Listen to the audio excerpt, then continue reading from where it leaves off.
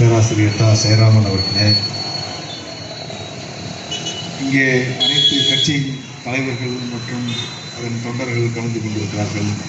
அவர்களுக்கு இந்த வெயிலிலும் பொருட்படுத்தாமல் இந்த ஆர்ப்பாட்டத்தை, இந்த மண்ணையும் நீரையும் காப்பாற்ற வேண்டும் என்று நோக்கத்தோடு இங்கே குழுமி இருக்கிற அனைவருக்கும் எனது காலை வாழ்த்துக்களை சொல்லியவனாக, இந்த போராட்டத்தில் தேரழந்தூரில் ஒரு போராட்டம், ஒரு பழைய கிணறு, அந்த கிணறை தோண்டும் பொழுது அந்த ஊர் மக்கள் எதிர்ப்பு தெரிவிக்கிறாங்க. ஏற்கனவே அதே ஆர்டிஓட்ட அது பிரச்சனை சம்பந்தமாக நேரடியாக ஒரு மீட்டிங்கே நம்ம என்ன செஞ்சிருக்கோம், மீட்டிங் திட்ட எதிர்ப்பு கூட்டமைப்பு மற்றும் அனைத்து கட்சியினர், எஸ்டிபி உள்ளடக்கிய அனைத்து கட்சியினரை உட்கார்ந்து பேசும் பொழுது ஆல்ரெடி ஒரு பீஸ் மீட் மாரி போட்டு அதை பேசி முடிச்சாச்சு. திருப்பியும் அதே கிணறுல வாகனங்கள், கனரக வாகனங்கள் போகும் பொழுது அந்த ஊர் மக்கள், தேரழந்தூர் வாசிகள் எதிர்ப்பு தெரிவிக்கிறாங்க. அப்போ அந்த அதே ஆர்டிஓ இடத்துட்ட எவ்வளவோ எடுத்துக்காட்டுகளை சொல்லியும் பேசியும் திருப்பி அந்த மேடம் பேசியிருக்கு, இந்தியாவுக்கு அதுலேருந்து தானே எண்ணெய் வருது, அதில் நிப்பாட்ட சொல்லிட்டீங்கன்னா எப்படி சரியாக வரும் அப்படின்னு கேட்டிருக்கிறாங்க. அவங்களுக்கு ஒரு விஷயம் தெரியல, ஆர்டிஓவாக இருக்கிறாங்க, நிறைய விஷயம் தெரிஞ்சிருக்குன்னு, டேட்டா தெரிஞ்சிருக்குன்னு, எதுவுமே தெரியல.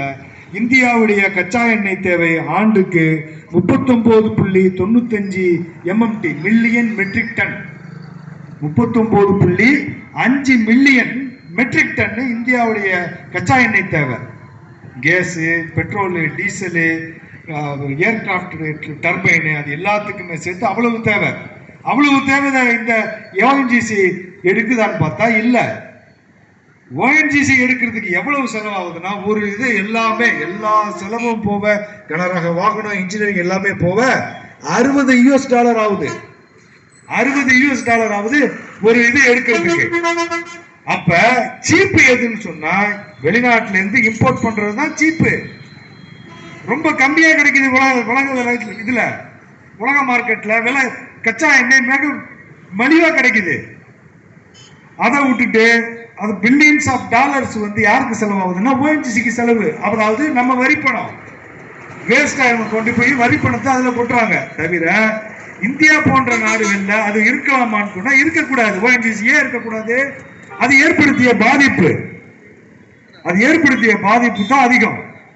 இந்தியா உண்மை 80% ஓஎன்ஜிசி இருந்தாலும் கூட 80% அதுல இம்போர்ட் தான் பண்ணுது. உள்நாட்டுல இருந்து எக்ஸ்ப்ளோர் பண்ண முடியுமானா முடியல, ஓஎன்ஜிசிக்கு தகுதி இல்லை, முடியல. அப்ப என்ன செய்யுது, இந்த மண்ணையும் நீரையும் என்ன செய்யுதுன்னு தொடர்ந்து கெடுத்துக்கொண்டே இருக்கு. அதான் மெயினான காரணம். மக்களின் வாழ்வாதாரம், மண் வளம், தண்ணீர் மாசுபாடு, ஆயில் கேஸ் கசிவு, சூழ்நிலையில் பாதுகாப்பு, வீடுகளில் விரிசல், இது போன்ற தொடர்ந்து ஓஎன்ஜிசினால இவ்வளவு பாதிப்புகள் இந்த டெல்டாவில் ஏற்படுது.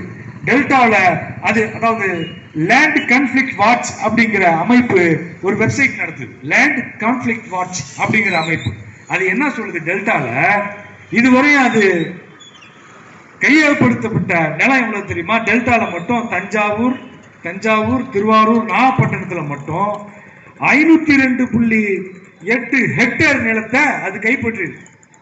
இந்த நிலத்துல விவசாயம் பண்ணியிருந்தா ஒரு போகத்துக்கு 1500 இருந்து 2000 வரைக்கும், 2000 டன் வரைக்கும் நம்ம நெல்லை உற்பத்தி பண்ணிருக்கலாம். இப்ப இது என்ன செஞ்சிருச்சு, ஓஎன்ஜிசி அது அப்படியே கேட்பாரிட்டு விட்டு அது வேஸ்டா தேவையில்லாம ட்ரில்லிங்க போட்டு அதனால இந்தியாவுக்கு பலனும் இல்லாம, மக்களுக்கு பலனும் இல்லாம, இந்த நிலத்தடியும் நீரையும் மாசுபடுத்திக்கிட்டு இருக்குது ஓஎன்ஜிசி.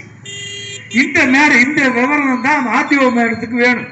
சும்மா எந்த விதத்திலையும் தெரியல, இதெல்லாம் இந்தியாவுக்கு நல்லதுன்னு சொன்னா சுத்தமா வேஸ்ட். இம்போர்ட் காஸ்ட், வெளிநாடுகள்ல இருந்து வர வைக்கிற காஸ்ட் $60 விட கம்மி, மார்க்கெட்ல $60 கீழே கிடைக்குது. அப்படி இருக்கும்போது இது போன்ற இந்தியாவுக்கு நஷ்டத்தை ஏற்படுத்துகிற ஓஎன்ஜிசியை மூட வேண்டும் என்று கூறி எனது உரைக்கு திரையிடுகிறேன். நன்றி.